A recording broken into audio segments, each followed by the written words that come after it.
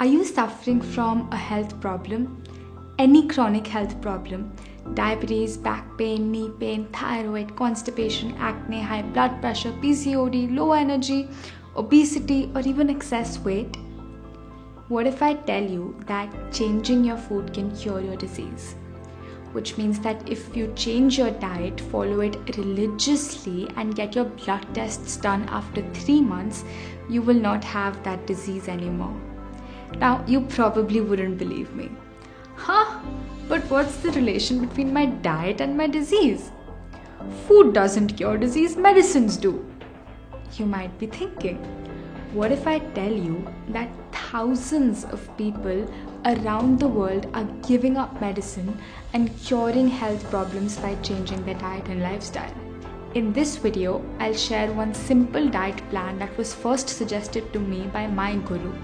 I followed it religiously and I cured my thyroid, PCOD and hair fall without medicine. I've suggested the same diet to hundreds of people and they've all been able to cure diseases. But before I give you this one diet plan and explain you what food to put in your body, you must take out the undigested food from your body. The waste, the toxins sitting inside. Meaning, knowing how to detox is even more important than knowing what to eat. For example, if you accidentally put in diesel in a car that was meant for petrol, it won't work, right? To make it work again, first you need to take out the diesel and then put in the petrol. Same with us. Our body is meant for this. Fresh fruits, vegetables, plants straight from nature. But we accidentally fed it with this. Too many grains, oils, breads, paranthas, soda, snacks, food that's packaged. No wonder our body is not properly working and has all these diseases. So step 1 is to take out the bad stuff, the undigested waste sitting inside. And step 2 is to put in the good stuff, the right food. This video covers only step 2. Make sure that first you watch step 1 by clicking on this box above. In step 1, I share 3 powerful ways to remove toxins from your body. Okay, coming back. I don't want to give you a scripted diet plan and say, hey, this is what you have to eat for breakfast, lunch, dinner. No. First, you must understand some basic principles about natural food. If you want to be truly healthy, you need to look for 4 qualities in your food. Your food should be 4 things. Number 1, it should be living. See, if you bury something in the ground and water it for a few days, it should grow into a plant, right?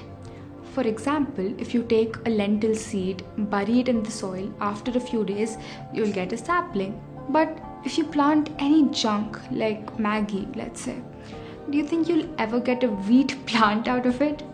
No, because unlike the lentil, the Maggie doesn't contain any life, it doesn't contain any prana, and therefore it cannot produce more life.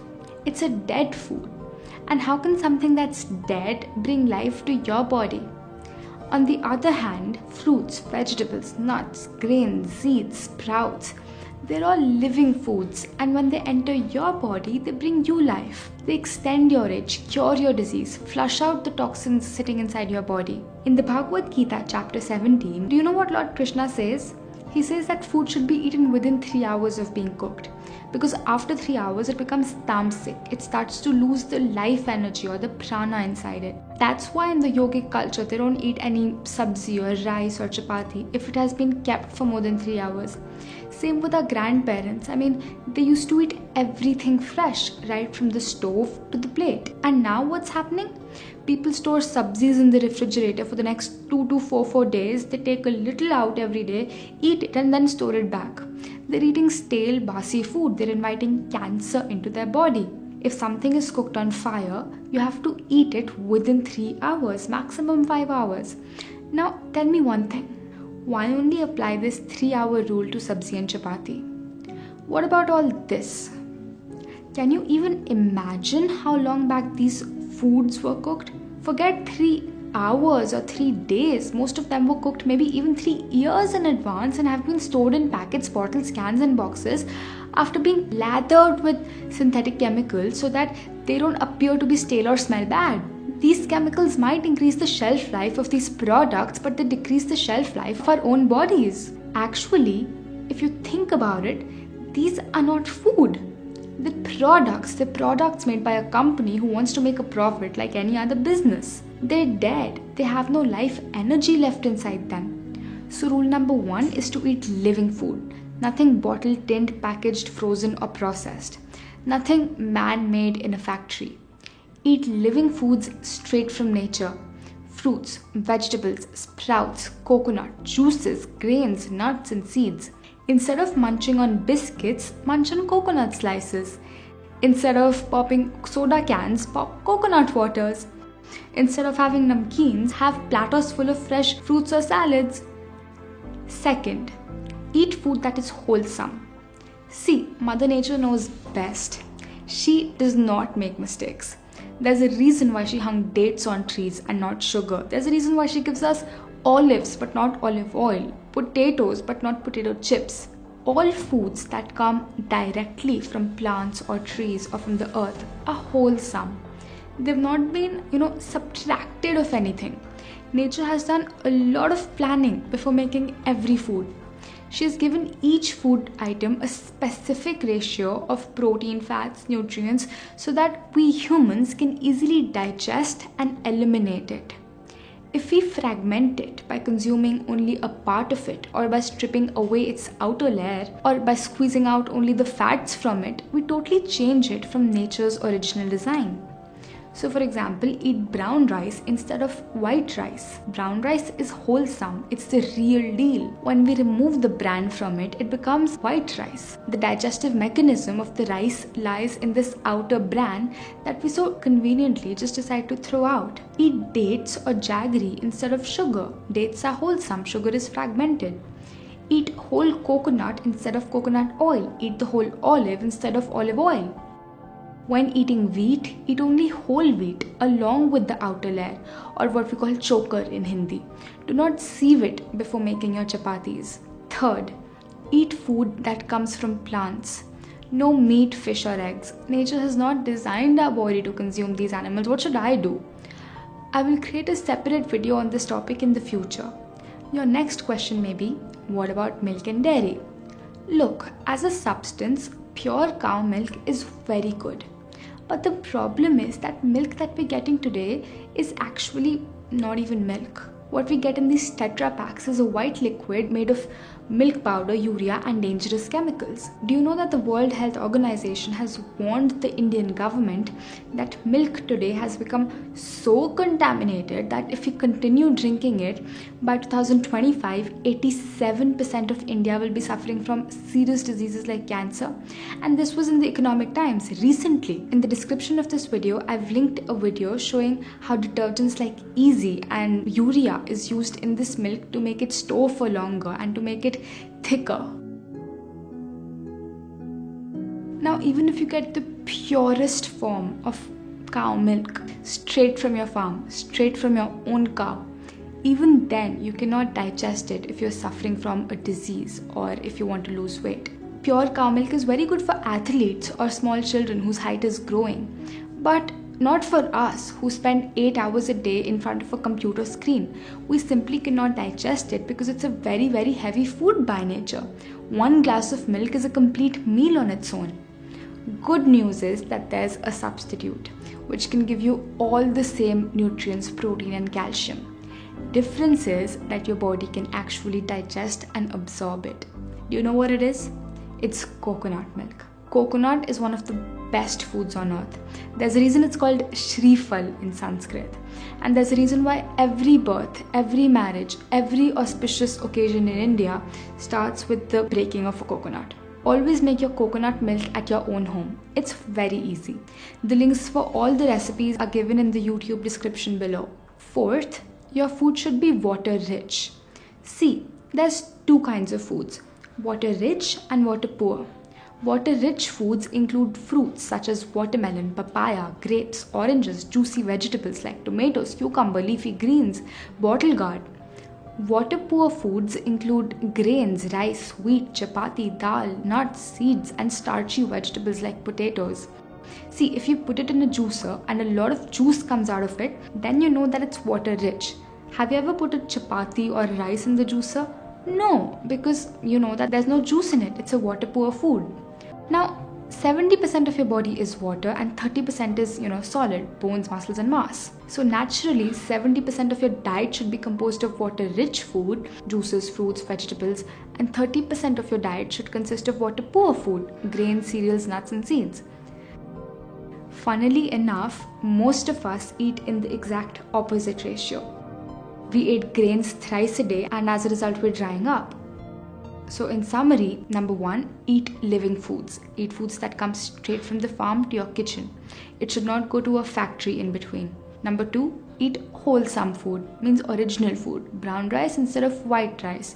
Dates or jaggery instead of sugar. Whole coconut and olives instead of their oils. Number 3, eat plant-based food. Strictly no meat, fish or eggs. Instead of animal milk, have coconut milk. Number 4, eat 70% water-rich food. Okay, now let's move on to the diet plan. We suggest having 5 main meals in a day. A morning detox juice, breakfast, lunch, mid-meal and dinner. The timings that I give in this video are those that are generally suitable for most people, but feel free to adjust them according to your routine and your schedule. Let's start with the morning detox juice, which you can have a little after waking up in the morning, let's say 8 a.m. For this, we recommend the juice of a very, very special vegetable. When this vegetable enters your body, it starts to suck in all the toxins. It's like a sponge. And when it exits your body, it carries with it all the accumulated toxins and the garbage sitting inside.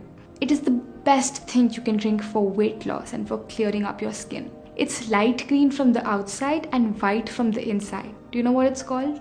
It's called Ashgard in English and Safed Petha in Hindi. Simply cut it, peel off the skin, take out the seeds and juice it. Drink 1 full glass of this juice without adding any lemon or salt. If you want, you can mix it with 50% of coconut water. And don't worry at all, it doesn't taste bad or bitter. It's actually just bland. It has almost no taste. In case Ashgard juice is not available, drink 1 glass of coconut water.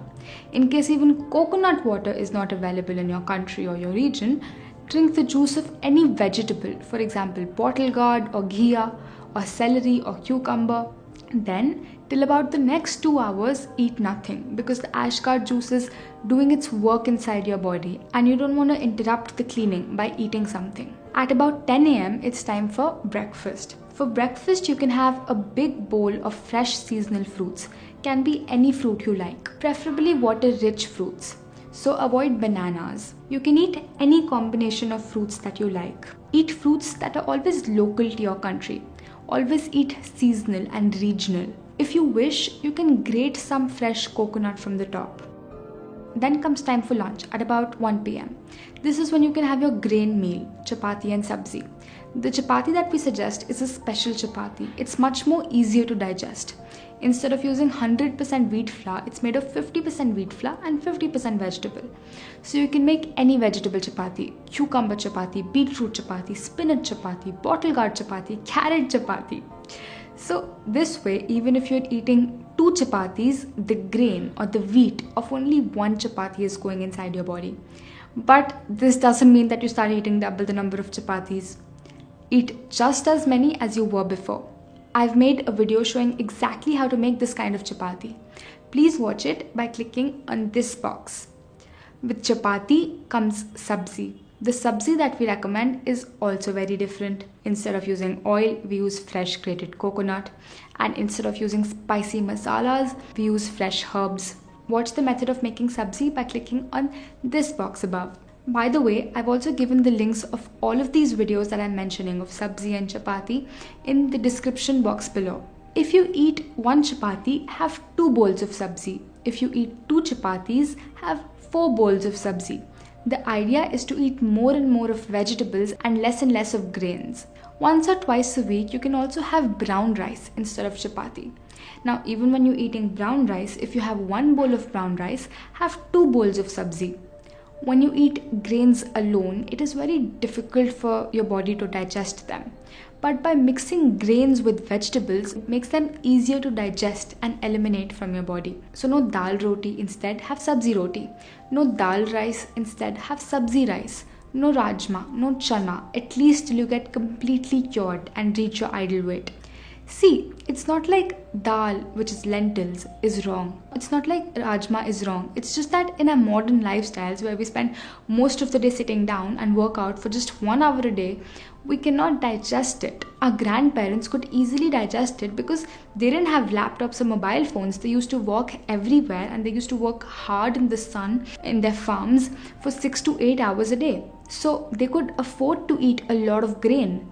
The problem is that we're living the lifestyle of today but eating the diet of our grandparents. And that's why we're falling so diseased as a society. So, back to the meal plan. You might need a mid-meal between your lunch and your dinner. We recommend having the juice of any freshly squeezed vegetable. Or you can also have fresh coconut water again. No biscuits, no namkeens, no snacks. If you feel hungry even after the juice, you can have coconut slices, about 2 to 3 pieces. It's the best healthy snack. Most people are used to drinking tea or coffee at this time. If that's the case with you, you can have herbal tea, but not the packets of green tea which you get from a factory. Make fresh herbal tea at your own home. I've given the recipe in the description below this YouTube video. Then for dinner, have a salad and a soup. Your salad would be raw. Take any fresh seasonal vegetables, chop them up and toss them together with a nut-based homemade dressing. Do not add any grains like chana or rajma or dal to your salad. I've created some amazing salad recipes that are actually healthy.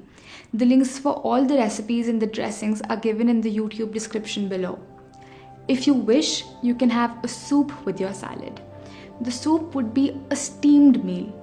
Make sure that the soup has no dairy, no oil, no grains. You'll feel so light after eating this. And when you see your weight dropping on the weighing machine every morning and your readings in control without medicine, then there's no going back. The idea is to eat grains only once a day, and rest of the day eat one fruit meal and one salad meal. Your digestion will work wonderfully. If you wish, you can even swap lunch and dinner. You can have a soup and salad for lunch and your grain meal could be dinner. Now, this diet plan is for people who want to lose weight or reverse a health problem. It's also for people who are already fit and want to maintain their weight. But it's not recommended for children and athletes. Children below the age of 16, if they're healthy, and athletes can eat grains 2 to 3 times a day because their bodies are in the growing stage and therefore they're capable of digesting it. Now, let's discuss some frequently asked questions. How much water should I drink? You should drink water only when you feel thirsty, just like how you should eat food only when you feel hungry.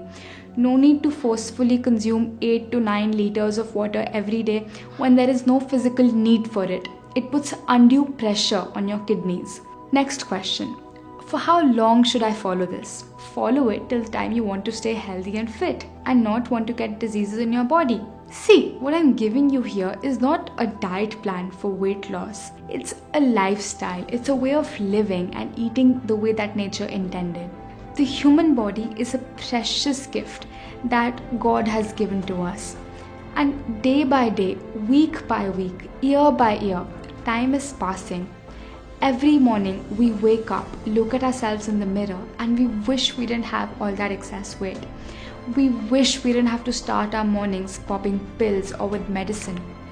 I don't want that all your life you just keep wishing. I want you to experience what it feels like to have an optimally functioning human body, to have no disease or disease seed inside you. I want to empower you to be your own doctor. All I'm here for is to connect you back with nature. Goodbye for now, and I'll see you in the next video.